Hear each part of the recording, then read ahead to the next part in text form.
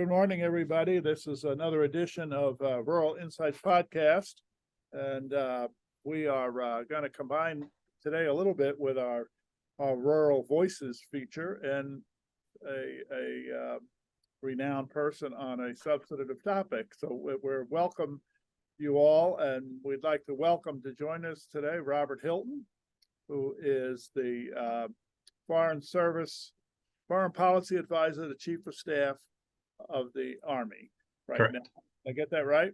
You did, absolutely. And Robert, welcome. Thank you for doing this. So tell us a little bit. You grew up in Marquette, went to Marquette High School. Is that correct? Absolutely. Marquette Senior High class of 1983, and we just had our 40th high school reunion. God help me, it doesn't seem that long ago. Yeah, it's really amazing how fast it goes. And from there, you went to the University of Michigan. I did. Right. And I studied history. You were a history major. So tell us a little bit how that evolved. For our listeners, Robert went into the Foreign Service, and I think right out of college, right? Correct.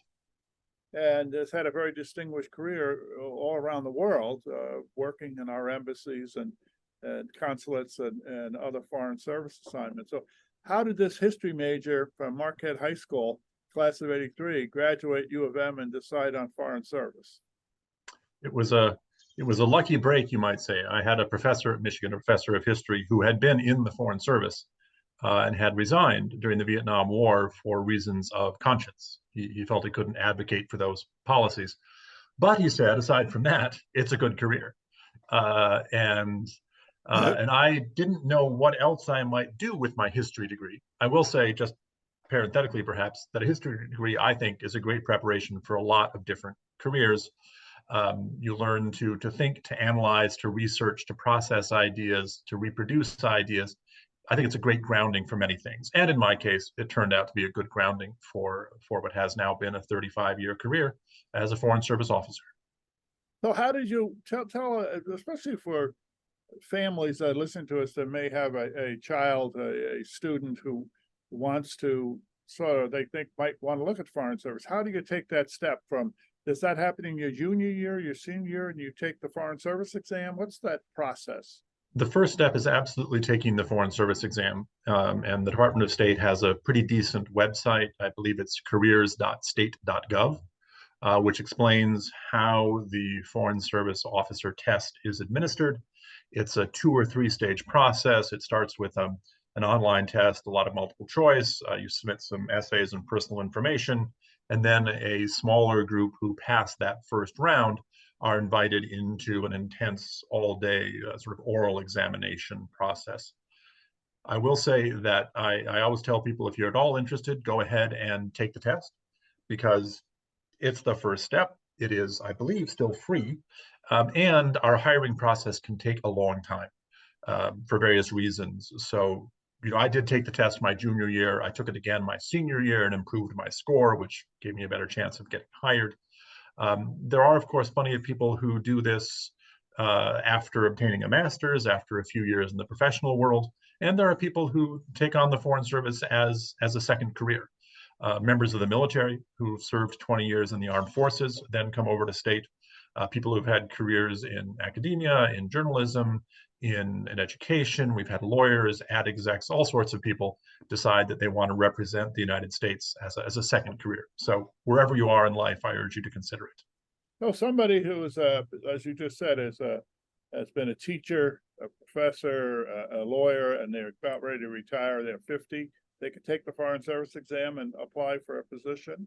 You can. We do have a mandatory retirement age of 65. Yeah. So people should bear that in mind when they consider if they want to embark upon it. But there are certainly people who do come in at the age of 50 or 55 and do 2 or 3 overseas assignments, have that great experience, and then move on to other things. So tell our listeners, what are some of the assignments you've had worldwide? Where have you been that you can tell us? Where have you been? No secrets. It's all on my LinkedIn profile, I think. I started out in the Middle East. At Michigan, I studied, history with a focus on the modern Middle East, political science, history, international relations, and I spoke Arabic reasonably well. So I spent 3 years in the Middle East, in Tunisia, then North Yemen and Saudi Arabia, including serving in Saudi Arabia during the first Gulf War when Saddam Hussein was launching Scud missiles at Riyadh, the Saudi Arabian capital. My former wife was also in the Foreign Service, and she was an East Asia specialist, pardon me.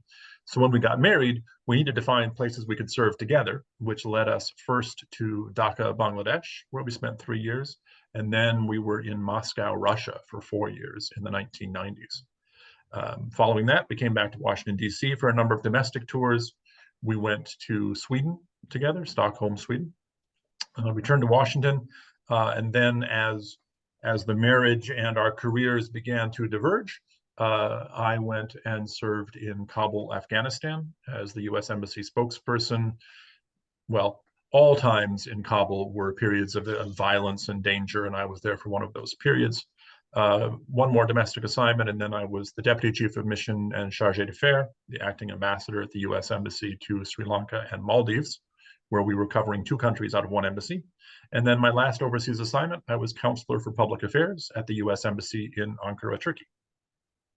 So, well, you really have had most of your career has been serving internationally, that 35-year career. Yes. Except now you're in Washington, D.C. So here you are, you grew up in Marquette, not the most rural area of the UP, but still a rural area. Your family your father was a renowned professor at Northern, who I had. He was a student. Your mother was a historian. She wrote a book about 75 years of history here at Northern. How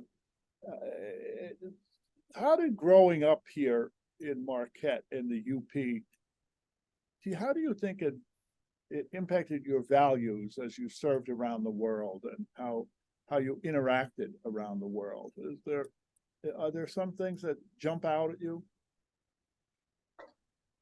Well, I don't want to, sort of overstate quote unquote small town values, Right. But growing up in Marquette, you do learn to be a little self-sufficient. You learn to take care of yourself. You learn that you are expected to do well in school, to try your best at all the activities you undertake, which is sort of how I was raised, and I'm sure many others were raised. And so I think that can set you up for success in many different areas of life.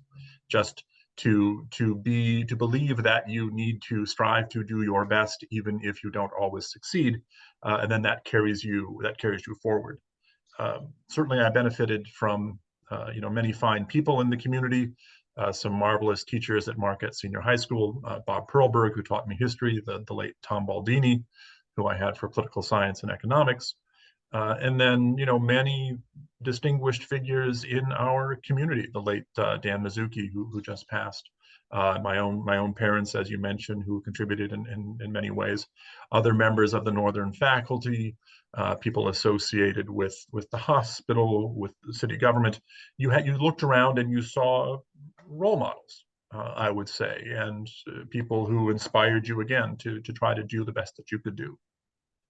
So as a former president of Northern Michigan University, I, of course, encourage students to go to Northern, but I'm also intrigued by the notion of young people, and I've talked to school counselors and teachers around the UP who talk about the sometimes difficult nature of convincing a student from a very rural area in the UP to go to someplace like Ann Arbor or East Lansing or to Cambridge, somewhere to go to school, leaving Marquette. And I'm not so sure that it's different than a kid like me leaving Brooklyn, New York. But how did that impact your life as a student at U of M? I mean, did it not, it was just like any other student, or did it have an impact when you left here? Was there hesitancy? I would say no hesitancy on my part. I'm the youngest of 5 children, and the other 4 all went to Michigan. I swore that I wouldn't, and yet there I was, because it was hard to pass up such a great institution, to be honest. I would say I felt fairly comfortable at Michigan just because most, although certainly not all the school body, was other, relatively academically successful kids from the Midwest. I think, frankly, I would have felt more out of water if I had accepted an offer from Georgetown, where I was admitted. That would have probably been a bigger struggle for me, and maybe a little more comparable to what you did, David, coming from New York City to the relative quiet of the Upper Peninsula. So the other thing I'd like to talk a little bit about, I don't want to keep you too long, but there is a very large growing writing about a lot of written about it, and a lot in the media about the people's faith in institutions, governmental institutions, and society, and challenges, and we not in a political sense, but in a sense of the training that you had and the experience you had. How is you still talk a little bit about faith in the institution of foreign service and policy, not the political side, but the policy, and how you feel about Sure.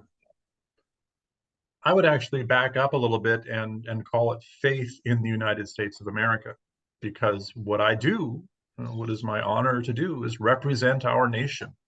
And of course, it's not possible for me to represent all 300 million citizens of the United States, but I do my best. And much of my career has been devoted to what we call public diplomacy, which is to say engaging more or less directly with foreign publics, in addition to foreign governments. And in that role, you have to be prepared to discuss honest and difficult truths about America. We used to call it telling America's story, warts and all. That you can't try to deceive people about the reality of the United States, which does not mean that you undersell our achievements, our greatness as a nation, but you acknowledge where we have not lived up to, let's say, our American ideals. More specifically, the State Department and the Foreign Service, I benefit from being surrounded by colleagues who are committed to our national security, who are committed to advancing American interests overseas, whether that's political and security interests, whether that's seeking opportunities for American business, of course, looking after American citizens who may be in situations of one kind or another overseas. And really, with very few exceptions, the people that I call colleagues are great to work with, and we really believe in the mission. Of course, we can be buffeted by political winds. We all work for the government elected by the American people. The American people choose a president. The president appoints a secretary of state. The Senate confirms the secretary of state, and they give us our direction. And sometimes, to go back to the example of my professor at Michigan, sometimes individuals say, I can't do that. And resigning certainly does occur. Most people, most of the time, recognize the need to advance those policies, even if it means stomaching a certain amount of displeasure or dislike, because we are committed career professionals, and that's what our job is. To a certain degree, it's very similar to my life in the military, which was you had to accept certain principles and certain things. You may gulp a little bit. You may not, it may not make you smile, but you go and do what you need to do, or you resign. But Yes. it's still a good, there's plenty of opportunities to serve within that. Speaking of serving, as we close here, have you thought about your post-career as far as you got 35 years in? You've got certainly more years in you there in the Foreign Service. Any thoughts about after Foreign Service? So many possibilities and so many ideas. But my thinking hasn't coalesced around anything. If I'm fortunate, I'll have maybe 2 more overseas assignments, and then we'll see what that might lead to. But Foreign Service people sometimes simply go into a quieter retirement. Sometimes they go into teaching jobs or educational jobs.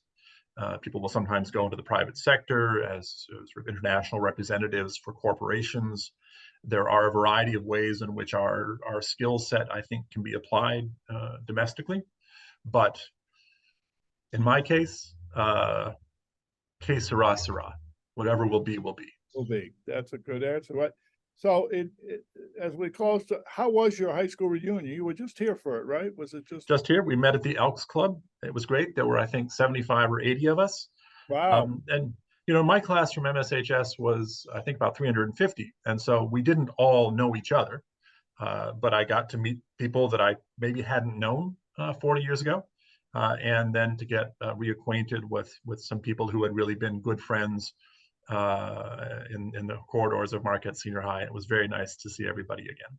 Oh, that's wonderful. That's wonderful. One of the things I love about that, including at university alumni reunions, is the chance for people to share about what they've done and how they've grown from where they were, and their lives have progressed beyond going to Andy's bar in Marquette or that's a pretty good life, but yeah, yes, that's a great life. Well, the Blind Pig in Ann Arbor. you got it. So, well, that's great. And I enjoyed having coffee with you the other day and catching up. And thank you for doing this. I really, we're working on a program now to encourage more students to consider public service so this is a great addition to that for us. So thank you, Robert Hilton of Marquette and Washington, D.C. And good luck to you, and stay in touch with us. Thanks very much, David. Happy to do it and talk again. Bye now.